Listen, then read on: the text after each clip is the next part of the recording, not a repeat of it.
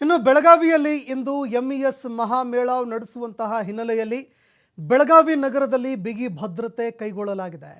ಯಾವುದೇ ಕಾರಣಕ್ಕೂ ಮಹಾಮೇಳಾವ್ಗೆ ಅವಕಾಶ ಮಾಡಿಕೊಡುವುದಿಲ್ಲ ಅಂತ ಯಡಾ ಮಾರ್ಟಿನವರು ಕೂಡ ಹೇಳಿದರು.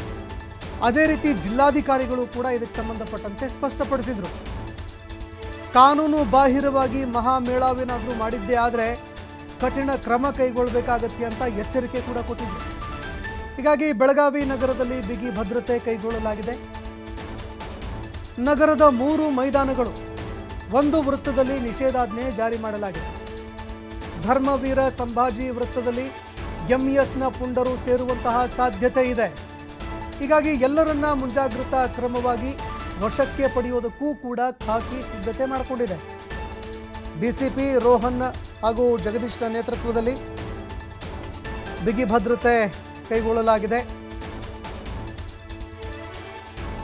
ಇನ್ನು ಸೆಕ್ಷನ್ 144 ಅಂದರೆ BNSS ಕಾಯ್ದೆ 163 ನಿಷೇಧಾಜ್ಞೆ ಕೂಡ ಜಾರಿ ಮಾಡಿರೋದ್ರಿಂದಾಗಿ ಎಂಇಎಸ್ ಮಹಾಮೇಳಾವ್ಗೆ ನಡೆಸೋದಕ್ಕೆ ಯಾವುದೇ ರೀತಿಯಾದಂಥ ಅವಕಾಶವೇ ಇಲ್ಲದಂತೆ ಅಧಿಕಾರಿಗಳು ಮಾಡಿದ್ದಾರೆ.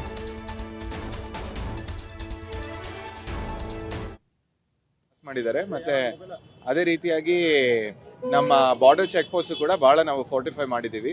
ಸಿಟಿಯಲ್ಲಿ ಕೂಡ ಎಲ್ಲ ಸೆನ್ಸಿಟಿವ್ ಪ್ಲೇಸಸ್ ಅಲ್ಲಿ ನಮ್ಮ ಫಿಕ್ಸ್ ಪಾಯಿಂಟ್ಸ್ ಮತ್ತೆ ಬಂದೋಬಸ್ತ್ನ ನಾವು ಮಾಡಿದೀವಿ.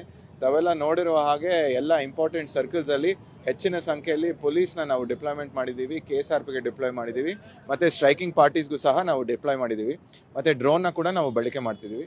ಸೊ ಇದಕ್ಕೆ ಯಾವುದೇ ರೀತಿಯಲ್ಲಿ ನಾವು ಅವಕಾಶ ಮಾಡಿಕೊಟ್ಟಿಲ್ಲ. ಇಲ್ಲ, ನಾವು ಎಲ್ಲ ಸಿಚುವೇಶನ್ ಬಗ್ಗೆ ನಾವು ಅಲರ್ಟ್ ಇದ್ದೀವಿ. ನಿನ್ನೆ ನೈಟ್ ಇಂದನೇ ಮತ್ತೆ ಲಾಸ್ಟ್ 2 days ಇಂದ ನಾವು ಇದ್ರ ಬಗ್ಗೆ ಕೆಲಸ ಮಾಡ್ತಿದ್ದೀವಿ. ಮತ್ತೆ ನಾವು ಕ್ಲಿಯರ್ ಆಗಿ ಇನ್ಸ್ಟ್ರಕ್ಷನ್ಸ್ ನೀಡಿದ್ದೀವಿ.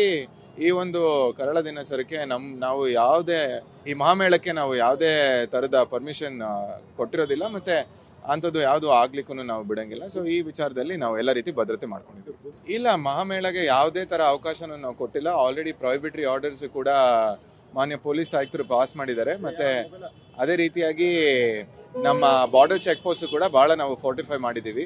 ಸಿಟಿಯಲ್ಲಿ ಕೂಡ ಎಲ್ಲ ಸೆನ್ಸಿಟಿವ್ ಪ್ಲೇಸಸ್ ಅಲ್ಲಿ ನಮ್ಮ ಫಿಕ್ಸ್ ಪಾಯಿಂಟ್ಸ್ ಮತ್ತೆ ಬಂದೋಬಸ್ತ್ನ ನಾವು ಮಾಡಿದೀವಿ. ತಾವೆಲ್ಲ ನೋಡಿರುವ ಹಾಗೆ